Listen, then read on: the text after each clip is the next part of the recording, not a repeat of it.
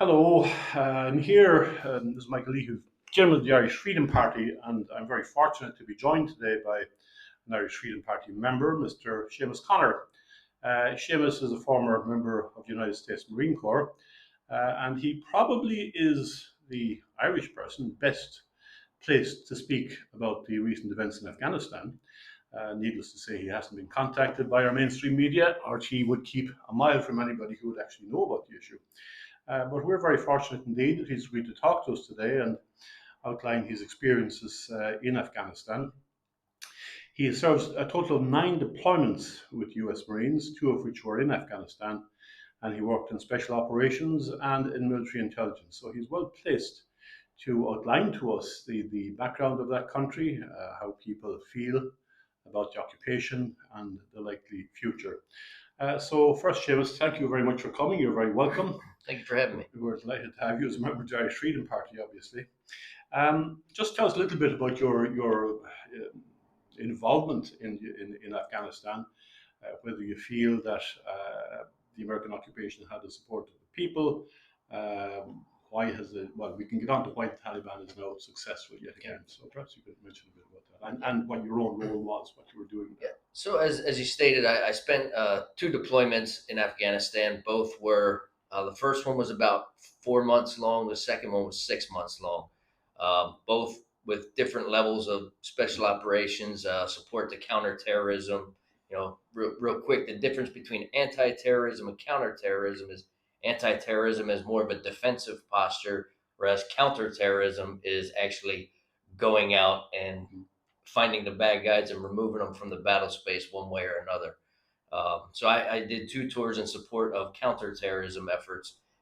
One working at Bagram Air Base, which has been in the news a lot, and then the other was running around out in the mountains of Southeast with some Army Green Berets. So my experience is with the people there. It was very unique in the sense, much like you can draw a lot of comparisons to Vietnam, where it's, your friends by day are also your enemies at night. But it's not quite that simple because really the people, especially once you get out of Kabul, keep in mind Kabul is the big city. Mm-hmm. Once you get out to the rural areas, it's a whole different world. Mm-hmm. And really the people there just wanted to be left alone. They were happy to support us, but they also knew one day we were going to leave and the Taliban was going to come back. And even while we were there, you might patrol one area for a period of time and then you have to move on to a different area. So, the Taliban, basically, they were always there when we were not. If we were not physically present, there was a Taliban presence there, and the people just, they did what they had to do to survive. So it's not that they supported us. It's not that they didn't support us. It was just about survival. And really, they didn't really understand the concept. When you get out to the rural areas, they don't really understand the concept of everything that's going on. Like I said, they just in the mindset of surviving. They really didn't grasp, that we were trying to bring, freedom and all these exciting Western ideals to this country that's still, living in the 5th century. Yeah. So was there? I mean, our own struggle for independence was that there was always a good level of popular support for what we would call freedom fighters. I mean, was there a level of popular support for the Taliban, or was it just, as you say, the other side, and we'll see who's in charge, and we'll do the best we can get? Yeah, I wouldn't call it popular support. I would call it survival support. I mean, we would go out there and try to build schools, and overnight, Taliban would come in and blow them up. Then we have to start from scratch. This is why the local Afghan military, police, whatever, were so important, is because they were supposed to be securing these areas. And not to get too far ahead of ourselves, but then when you start throwing in a corrupt Afghan government and those military, police, militia folks aren't being supported, they're going to quit showing up for work. Or if the Taliban says, hey, I know you're not getting paid, I'll pay you to go dig a hole here or whatever. So we used to catch a lot of guys and they would be labeled IED. You were either a Taliban commander, an IED builder, or an IED facilitator. IED being improvised explosive device. So you were going to be one of those three. So if you were just the guy who dug the hole because they said, hey, we'll pay you to feed your family, that didn't necessarily make him a bad guy. It made him somebody who was doing what they had to do to survive.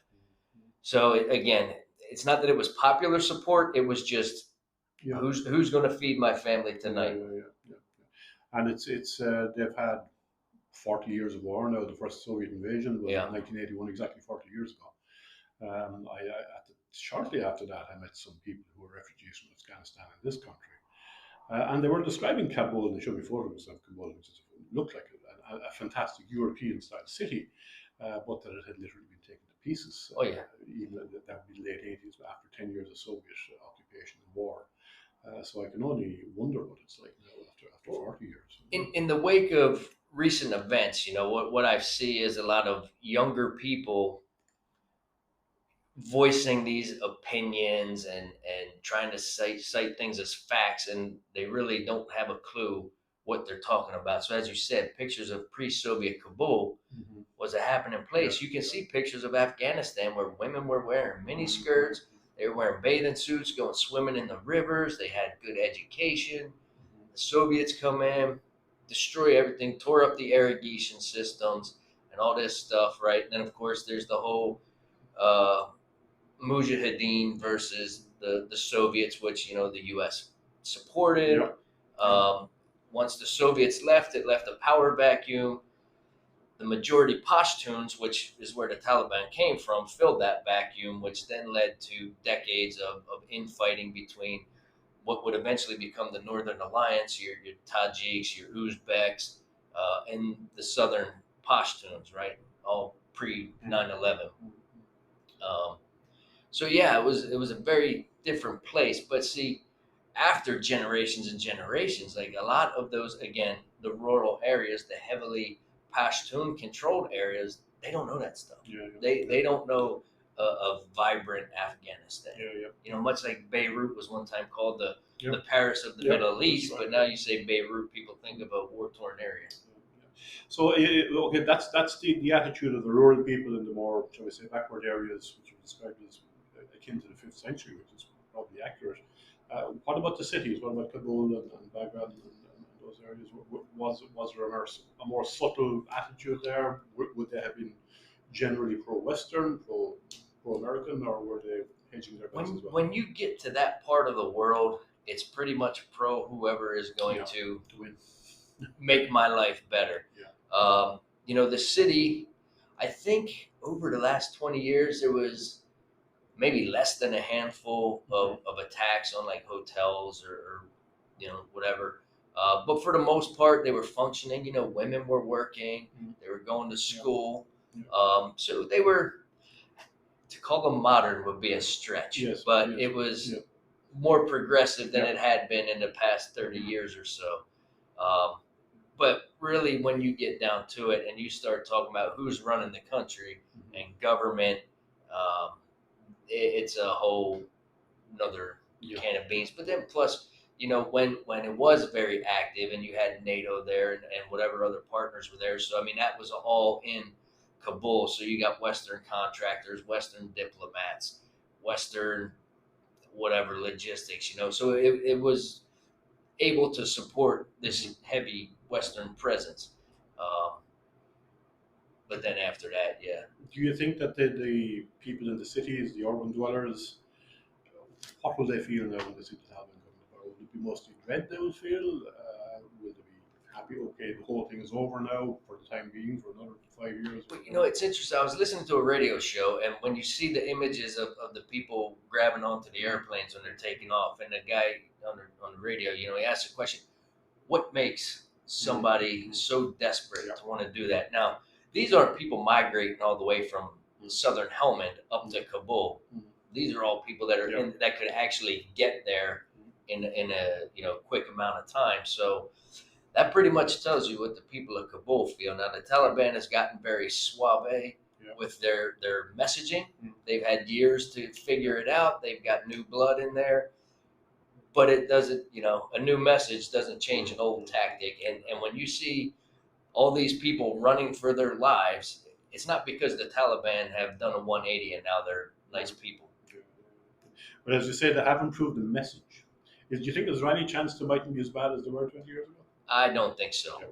I think one key thing that I believe it. I don't know if he's their spokesman or their new leader, but he had said something to the effect of, "We're going to encourage diversity and inclusiveness within the realm of Sharia law," or something to that effect. I think it was, we protect women's rights as they're protected under Sharia. Yeah, and we know that Sharia law really doesn't offer much for women. Why is it, do you think, that the native army, the Afghan army, 300,000 people, well armed, well equipped by all accounts, with even a residual amount of American logistic support or intelligence support, why did they collapse so quickly? That I wish I had the answer to.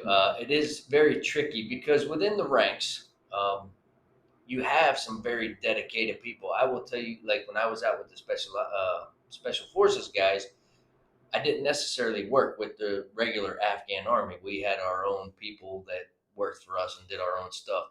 And there was guys in that team that I would trust more than a lot of Americans. Mm-hmm. So those are your dedicated ones. But a lot of them, I think they view it without the support of the West and mainly the U.S.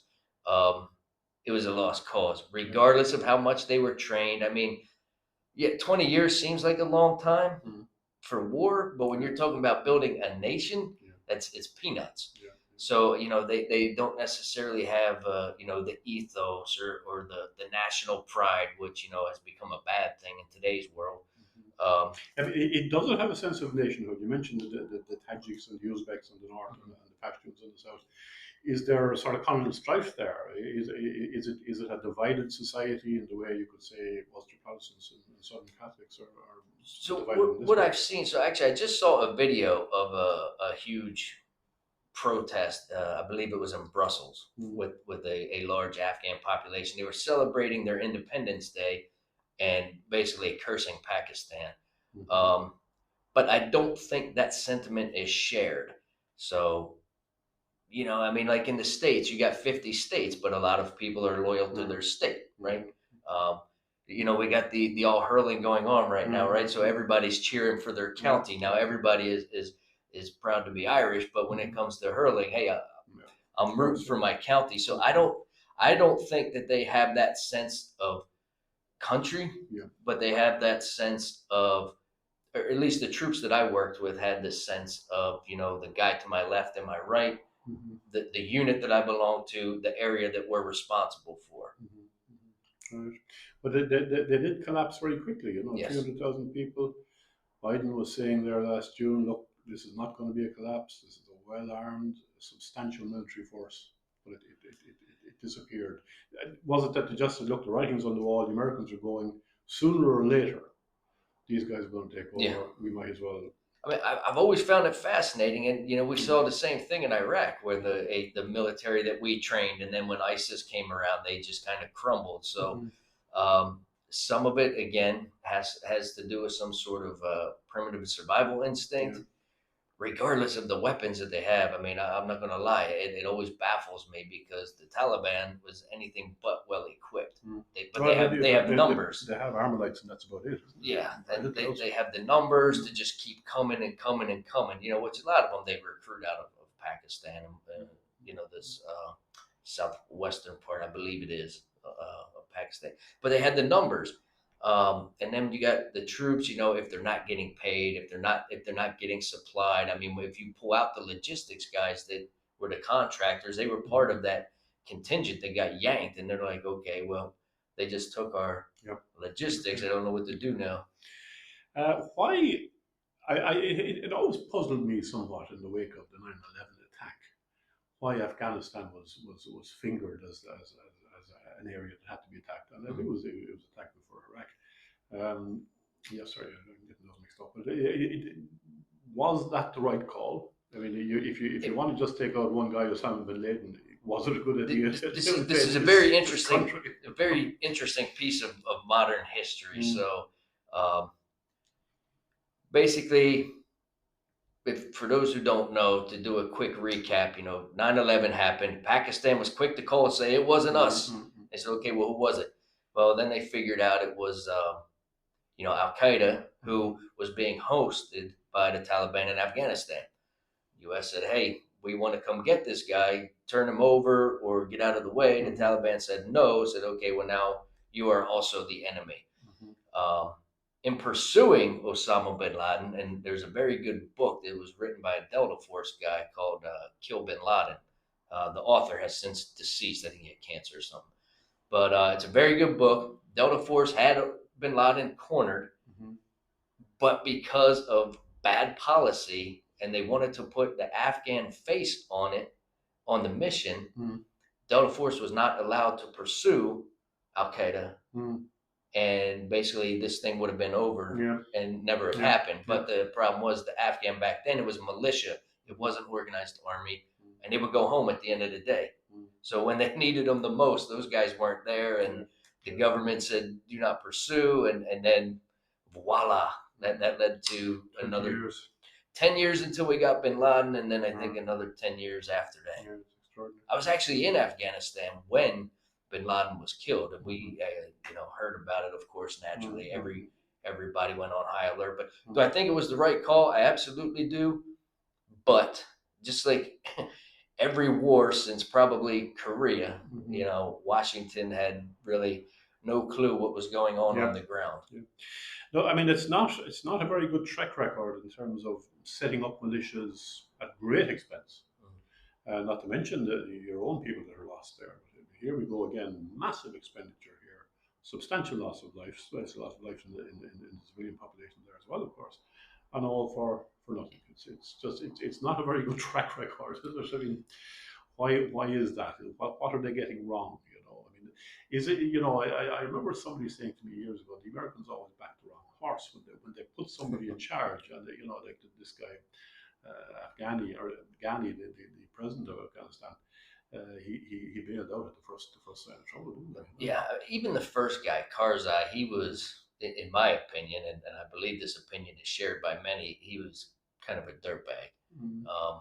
But they picked him for a reason. I do not remember what the reason was off the top of my head. There's a story about it, but I think he had actually been in exile, and then they brought him back in.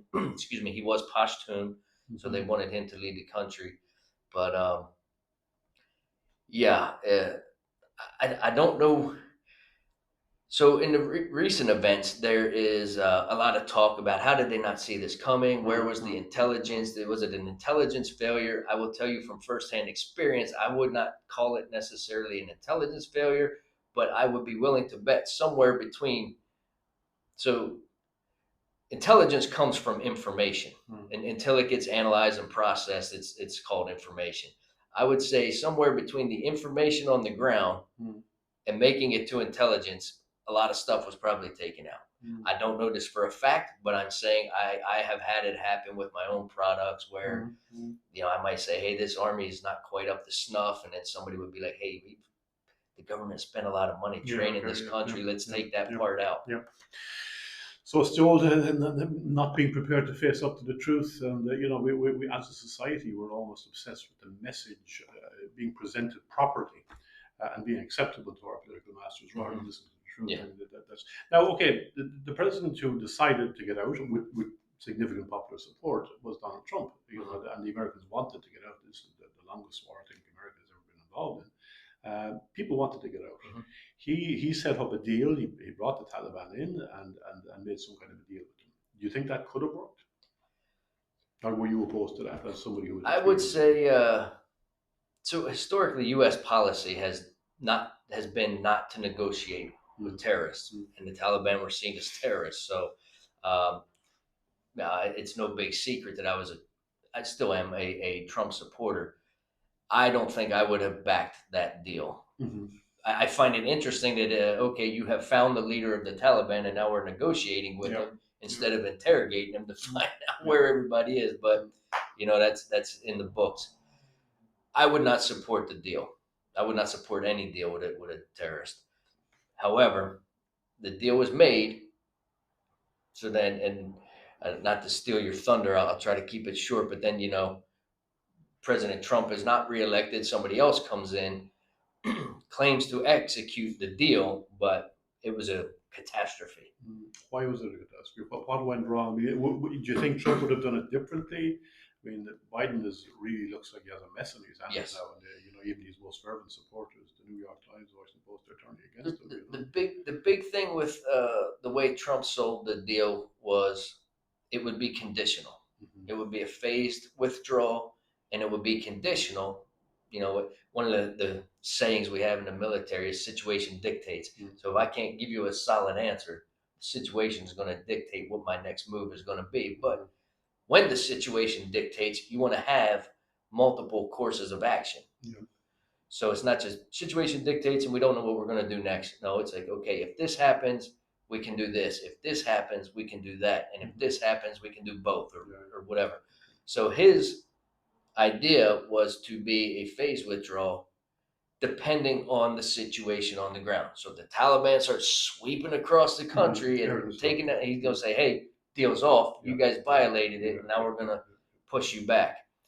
The biggest thing, and as you said, and it's right, people were tired of Afghanistan. People wanted out. It was just old, man. You know, we wanted to get out.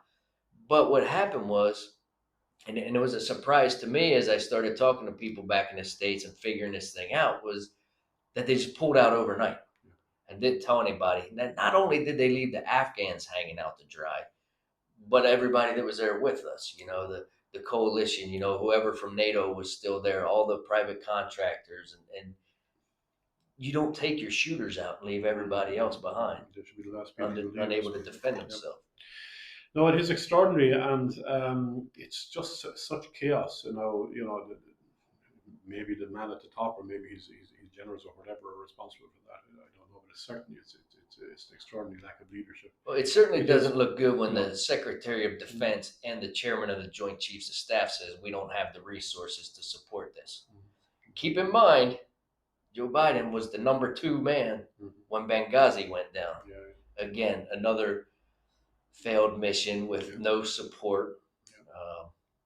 I can't call it a failed mission, but it really wasn't even a mission. But it was a disaster, you know. And people point the finger at Hillary Clinton because she was a Secretary of State at the time. But that doesn't excuse the president and vice president of not doing something to get those people out of there. I think many Americans will be there's going to be a number of ramifications of this. The first is that I think America will be very, very reluctant to get involved in another foreign event. Now, in fairness, Trump has kept them out of any further foreign adventures. But after this catastrophe, really, that's all it can be described as, no American president is going to be willingly engage in any conflict abroad unless he's absolutely pushed to it. And the next thing we see coming on the horizon is Taiwan, right? And China rattling its sword, and China, the headline of the South China Post today about America not being a dependable ally. America has had to run away, and literally, threatening to invade Taiwan. Do you think that that's going to destabilize Asia? Do you think that China are going to be emboldened by this? Do you think that they see? I think they will definitely test us. I mean, it gets tricky when you start looking at some of the power players like Russia and China. You know, you look at what Russia did in Ukraine and Georgia. You know, it wasn't full on taking over the country, but they grabbed little pieces of it with little, resistance from any of the allies. Same thing with China. You know, China does these maneuvers. They posture a lot.